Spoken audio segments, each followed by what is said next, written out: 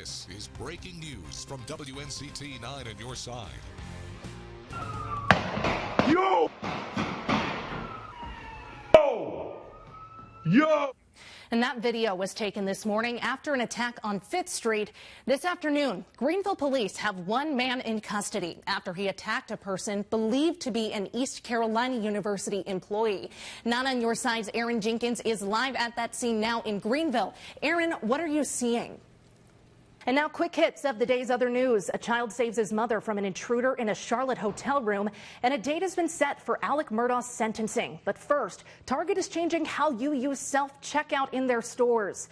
The retailer says starting March 17th, it's adding express self-checkout in most of its stores nationwide.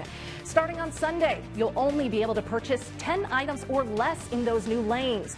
Target will also open more traditional lanes with employees for customers. Store leaders will also have the option to open more lanes or even set self-checkout hours based on individual store needs.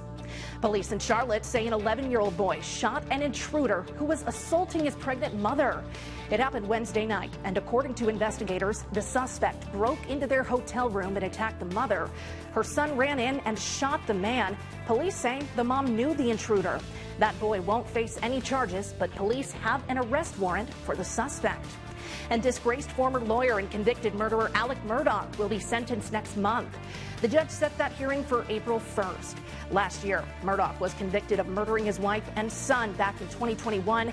And in September, Murdaugh also pled guilty on 22 federal fraud charges, admitting he stole millions of dollars from former clients.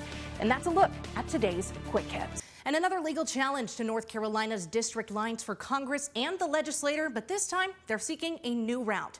Nearly a dozen voters filed the suit, saying the maps violate their state constitutional right to fair elections. Now we're taking a look at the borders for the districts in question. Specifically, we're looking at the 6th, the 13th, and the 14th congressional districts.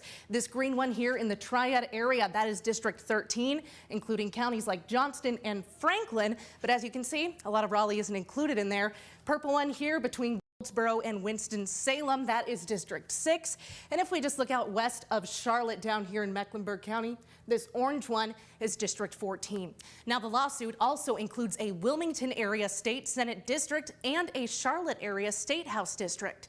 The case will be heard by a 3-judge panel, and it could ultimately end up at the Supreme Court. A day after a New York jury found former President Donald Trump guilty of 34 felony counts, we're seeing dramatic reactions from both Trump and the White House. Not on your side's Washington, D.C. correspondent Hannah Brandt has more on the verdict. Students are back in the classroom at A.J. Cox Middle School after a possible bomb threat this morning. Pitt County school officials tell Not on Your Side the call came in just before 8 o'clock this morning, and you're looking at the scene at around 8:30 on your screen now. They say all students and staff were evacuated while police and school administration cleared the building. Officials say everyone was allowed back inside by 8:45 and classes started shortly after. Michelle Morrow is running to oversee the state's Department of Public Instruction. Not on your side's Capitol reporter Michael Hyland is live in Raleigh. And Michael, there are multiple posts on her social media accounts calling for people to be put to death. And we are tracking the damage from a major apartment complex fire in Greenville. Just take a look at the collapsed roof here. This is at West Point Apartments. We go through tomorrow. I know you mentioned the app. It's a good idea to always keep those alerts on if there's any warnings or anything in your area. But hey, the rest of the week looks pretty nice. Oh, yeah. A huge crowd came out to watch them take on the Asia Pacific team out of the Philippines on Tuesday night. So let's take a look at the highlights. Top of the first, runner on second, 2 outs. Candace Lynn there hits this one right between first and second. The outfielder misses the ball. Now this 15-second video was beamed to Earth from NASA's Psyche spacecraft, which is 19 million miles away. The mission team at NASA's Jet Propulsion Laboratory in Pasadena, California, decided to feature an employee's 3-year-old playful kitty. And this is cool. Check it out. A full-time factory worker and now part-time farmer has turned these rice paddies in northern Thailand into works of art. He hopes that marrying agriculture with art and science will promote tourism as well as farming. Wow. So we're seeing a cat from space, and that's a cat you can see from space. That is so cool, both the art and, of course, we're never going to be mad at a video of a cat playing with a laser pointer. That is awesome. No, I like Tater the cat. Tater, yes. Tater. Okay, we'll definitely keep our eyes on both the system for tomorrow and the chill. Thanks for joining us on this Thursday. We hope you have a great afternoon. And yes, it has been a busy, warm, but really wonderful Founders Day for us here at WNCT. We've had volunteers out starting at, I believe, 9 o'clock this morning, doing everything from packing school supplies to even scooping litter boxes. But this fun is not over yet. We are out here right now at the Lowe's Food in Winterville, and we are doing a food drive to help benefit the food bank of Central and Eastern North Carolina. We've had a lot of people coming out so far today and a lot of great donations. But yes, you have until 6:30 still to come out and either cash donations or any of those perishable food items. And along with us at WNCT, we do have representatives with the food bank. So I'd like to welcome Beth Gaglione. And Beth, it's been a great day out here. What has been the greatest need for the food bank? So we have some recent new information about people who are facing food insecurity, and we know that we're at a 15-year high in terms of the number of people who are hungry. Yeah, absolutely. A 15-year high is definitely a considerable number. And it's just, less than an hour now. We will be wrapping up at about 6:30. So there's still time to come out to Lowe's Food in Winterville. And we'll give you a full recap of the whole Founders Day coming up in about the next half hour.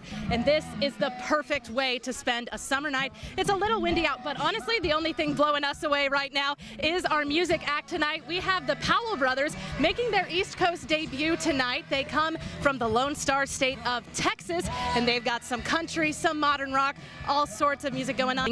If you're hungry, we even got some awesome snacks for you guys. I'm lined up here in front of the snack row, and really all you could want. We got snow cones, we got kettle corn, and we got hot dogs. Really something for everybody. We got people of all ages out here listening to the music tonight, and all this fun is going on until 8 o'clock out here at JC Park in Morehead City. So come out and enjoy the music. Such a fun night out here, and also beautiful as the sun starts to set.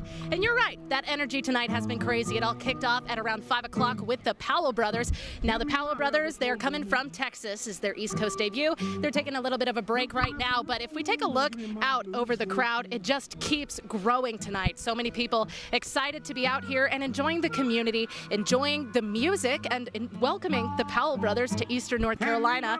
And clearly, people are waiting. They are taking their seats, not going anywhere until the Powell Brothers come back on. And today is our annual telethon supporting the Ronald McDonald House Charities. It's a day where you can donate to the foundation. And I am joined here today in studio by Kimberly Maddox. And Kimberly, so what does a day like today mean then? A day all about community. What's it mean? Absolutely, that's well said. Busy schedule for you today with all of the volunteers. What are you hoping for at the end of all of this? We really Alayna. So Kimberly, thank you so much for joining us today.